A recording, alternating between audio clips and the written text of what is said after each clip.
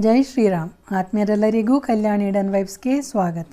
ಮುಟ್ಟಾದಾಗ ದೇವಸ್ಥಾನಕ್ಕೆ ಹೋಗಬಹುದು. ಹೌದು, ಇತ್ತೀಚೆಗೆ ಈ ವಿಷಯ ಪುನಃ ಸುದ್ದಿ ಮಾಡ್ತಾ ಇದೆ. ಖ್ಯಾತ ಭಾಗವತ ಕಥಾವಾಚಕಿ ಹೇಳಿದರು, ಮುಟ್ಟಾದಾಗ ದೇವಸ್ಥಾನಕ್ಕೆ ಹೋಗಬಹುದು ಅಂತ.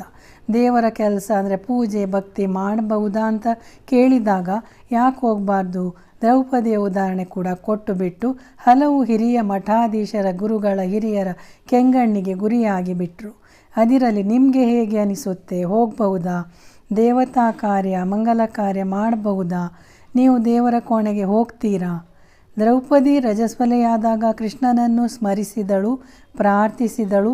ಹೌದು, ಮಹಾಭಾರತದಲ್ಲಿ ದುಶಾಸನ ಹಾಗೂ ಇನ್ನಿತರರು ದ್ರೌಪದಿಯ ಸೀರೆ ಎಳೆದಾಗ ದ್ರೌಪದಿಗೆ ಯಾರೂ ಸಹಾಯಕ್ಕೆ ಬರಲಿಲ್ಲ. ಆ ಸಂದರ್ಭದಲ್ಲಿ ಅವಳಿಗೆ ಕೃಷ್ಣನ ನೆನಪಾಗುತ್ತದೆ. ಯಾವ ಸಮಯದಲ್ಲೂ ನಾನು ನಿನಗೆ ನೆರವಾಗುತ್ತೇನೆ ಎಂದು ಕೃಷ್ಣ ಹೇಳಿದ್ದು. ಅವಳು ಅವನನ್ನೇ ಸ್ಮರಿಸುತ್ತಾಳೆ, ಕರೆಯುತ್ತಾಳೆ, ಕೃಷ್ಣ ಕೃಷ್ಣ ಕೃಷ್ಣ, ಶ್ರೀಕೃಷ್ಣ, ಗೋಪಾಲ, ಗೋವಿಂದ ಅಂತ. 5 ಮಂದಿ ಗಂಡಂದಿರಿದ್ದು ಅಸಹಾಯಕತೆ, ಇದು ಬೇರೆ ವಿಷಯ, ಇನ್ನೊಂದು ಸಲ ಮಾತಾಡೋಣ. ಆದರೆ ಅವಳು ಪೂಜೆ ಮಾಡಲಿಲ್ಲ, ದೇವಸ್ಥಾನಕ್ಕೆ ಹೋಗಲಿಲ್ಲ, ದೇವರ ಕೋಣೆಗೆ ಹೋಗಲಿಲ್ಲ. ಸಹಾಯ ಮಾಡಿದ್ದು ಶ್ರೀಕೃಷ್ಣ ಸರಿ. ದ್ರೌಪದಿ ಜಸ್ಟ್ ಸ್ಮರಿಸಿದ್ದು, ಬೇಡಿದ್ದು, ಪ್ರಾರ್ಥಿಸಿದ್ದು, ನೆರವು ಪಡೆದಿದ್ದು ಮಾತ್ರ. ಪೂಜೆ ಮಾಡಿ ಕೂತ್ಕೊಂಡಿಲ್ಲ.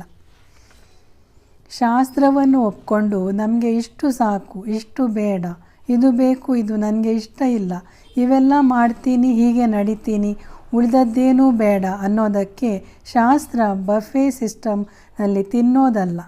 ನಮ್ಮ ಅನುಕೂಲಕ್ಕೆ ತಕ್ಕಂತೆ ಬದಲಾವಣೆ ಮಾಡೋದಲ್ಲ. ಕಾಲಕ್ಕೆ ತಕ್ಕ ಬದಲಾವಣೆ ಇದೆ ನಿಜ, ಆದರೆ ಇಂಥ ವಿಷಯದಲ್ಲಿ ಅಲ್ಲ. ದೇವಸ್ಥಾನಕ್ಕೆ ಮಲಮೂತ್ರ ತಗೊಂಡು ಹೋಗ್ತೀರಾ? ಹೋಗಬಹುದಾ? ಇತ್ತೀಚೆಗೆ ಚಿಕ್ಕ ಪುಟ್ಟ ಮಕ್ಕಳಿಗೆ ಡೈಪರ್ ಹಾಕಿ ಕರ್ಕೊಂಡು ಹೋಗ್ತಾರೆ. ಆದರೆ ಹಿಂದಿನ ಕಾಲದಲ್ಲಿ ಚಿಕ್ಕ ಮಕ್ಕಳನ್ನು ಕೂಡ ಕರ್ಕೊಂಡು ಯಾರು ಎಲ್ಲಿಗೂ ಹೋಗ್ತಾ ಇರಲಿಲ್ಲ. ಅದು ಏನೇ ಇರಲಿ, ಶಾಸ್ತ್ರ ಅಂತ ತಿಳ್ಕೊಂಡಿದ್ರೆ ಏನೇನು ದೇಹದ ಒಳಗೆ ಇರುವವರೆಗೆ ದೋಷ ಇಲ್ಲ. ದೇಹದಿಂದ ಹೊರಗೆ ಬಂದರೆ ಅದು ಯಾವುದೇ ಇರಲಿ, ಕಣ್ಣೀರು ಕೂಡ ಅಪವಿತ್ರ. ದೇವರನ್ನು ಸ್ಮರಿಸೋದಕ್ಕೂ ಪೂಜೆ ಮಾಡೋದಕ್ಕೂ ದೇವಸ್ಥಾನಕ್ಕೆ ಹೋಗೋದಕ್ಕೂ ಮಂಗಲ ಕಾರ್ಯ ಮಾಡುವಾಗ ಇರೋದಕ್ಕೂ ತುಂಬ ವ್ಯತ್ಯಾಸವಿದೆ. ದೇವರನ್ನು ನಿತ್ಯ ನಿರಂತರ ಸ್ಮರಿಸಬೇಕು. ಆಗ ನೀವು ದ್ರೌಪದಿಯ ಕತೆ ಹೇಳ್ಬೋದು. ಆದರೆ ದೇವರ ಮನೆಗೆ ಹೋಗೋದು, ದೇವಸ್ಥಾನಕ್ಕೆ ಹೋಗೋದಕ್ಕೆ ಈ ಕತೆ ಉದಾಹರಣೆ ಆಗೋದಿಲ್ಲ. ಇಂಥದ್ದೆಲ್ಲ ತಪ್ಪು ಮಾಡೋದು, ಆಮೇಲೆ ಆ ದೋಷ ಈ ದೋಷ ಅಂತ 108 ಜ್ಯೋತಿಷ್ರ ಹತ್ರ ಹೋಗಿ ಕೇಳಿ ಪರಿಹಾರ ಅಂತ ಹೋಮ ಹವನ ಮಾಡೋದು, ಎಲ್ಲ ಸರಿಯಾಗಿ ಮಾಡಿ ಹಲವಾರು ದೋಷಗಳು ಬಂದು ಬಿಡುತ್ತೆ. ಇನ್ನು ಈ ಥರ ಮಾಡಿದರೆ ಏನಾಗ್ಬೋದು? ನಾವೇನೂ ಪಾಪ ಮಾಡಿಲ್ಲ, ತುಂಬ ಪೂಜೆ ಮಾಡ್ತೇವೆ, ದೇವಸ್ಥಾನಕ್ಕೆ ಹೋಗ್ತಾ ಇರ್ತೇವೆ, ಆದರೂ ಮಕ್ಕಳು ಸರಿ ಇಲ್ಲ, ಮಕ್ಕಳ ವಿದ್ಯಾಭ್ಯಾಸ ಸರಿ ಇಲ್ಲ, ಆರೋಗ್ಯ ಸರಿ ಇಲ್ಲ, ಮನೆಯಲ್ಲಿ ಏನೋ ವಿಚಿತ್ರ ಘಟನೆಗಳು ಅಂತ ಕೊರಗೋದು. ಬೇರೆ ದಿನಗಳಲ್ಲಿ ಸರಿಯಾಗಿ ಪೂಜೆ ಮಾಡೋರು ಸಾಮಾನ್ಯ, ಇದನ್ನು ಕೂಡ ಒಪ್ತಾರೆ. ಪೂಜೆನೂ ಮಾಡೋದಿಲ್ಲ, ಭಕ್ತಿಯೂ ಇಲ್ಲದವರು ಕೆಲವರು ಸುಮ್ಮನೆ ವಾದ ಮಾಡ್ತಾರೆ. ಕೆಲವರಿಗೆ ಈ ಪದ್ಧತಿ ಇಲ್ಲ, ಅವರವರ ಸಂಪ್ರದಾಯ. ಆದರೆ ಈ ಸಮಯದಲ್ಲಿ ಧ್ಯಾನ ಮಾಡ್ಬೋದು, ನಾಮಜಪ ಮಾಡ್ಬೋದು, ಮನಸ್ಸಿನಲ್ಲೇ ಮಾಡಬೇಕು. ಮಂತ್ರ ಜಪ ಅಲ್ಲ, ಬರೀ ದೇವರ ಹೆಸರು ಮನದಲ್ಲೇ ಜಪಿಸ್ತಾ ಇರ್ಬೋದು. ಬುದ್ಧಿಜೀವಿಗಳು, ವಿಚಾರವಂತರು ಅನ್ನಿಸಿಕೊಂಡವರು ಇದಕ್ಕೆಲ್ಲ ತುಂಬ ತಲೆಕೆಡಿಸಿ ಲಾಜಿಕ್ ಹೇಳಲು ಬರ್ತಾರೆ. ಪ್ರಾಚೀನ ಕಾಲದಲ್ಲಿ ಹಾಗಿತ್ತು. ಕಾಡು ಮೇಡುಗಳ ಮಧ್ಯದಲ್ಲಿ ದೇವಸ್ಥಾನಕ್ಕೆ ಹೋದಾಗ ಈ ಸಮಯದಲ್ಲಿ ರಕ್ತದ ವಾಸನೆ ಕಂಡುಹಿಡಿದು ಪ್ರಾಣಿಗಳು ಅಟ್ಯಾಕ್ ಮಾಡುವ ಸಾಧ್ಯತೆ ಇತ್ತು. ಅಲ್ಲದೆ ಈಗಿನ ಥರ ಸೌಲಭ್ಯಗಳು ಇರಲಿಲ್ಲ. ಬರೀ ಬಟ್ಟೆ ಉಪಯೋಗಿಸುವಾಗ ಹೆಂಗಸರಿಗೆ ಆಚೆ ಬಂದು ಆರಾಮಾಗಿ ಓಡಾಡಲು ಕಷ್ಟವಾಗ್ತಿತ್ತು, ಕಂಫರ್ಟೇಬಲ್ ಇಲ್ಲ ಅಂತ ಇನ್ನೂ ಏನೇನೋ ಉದಾಹರಣೆಗಳು, ಕಾರಣಗಳು. ಆದರೆ ಅದ್ಯಾವುದೂ ಒಪ್ಪುವಂಥದ್ದಲ್ಲ.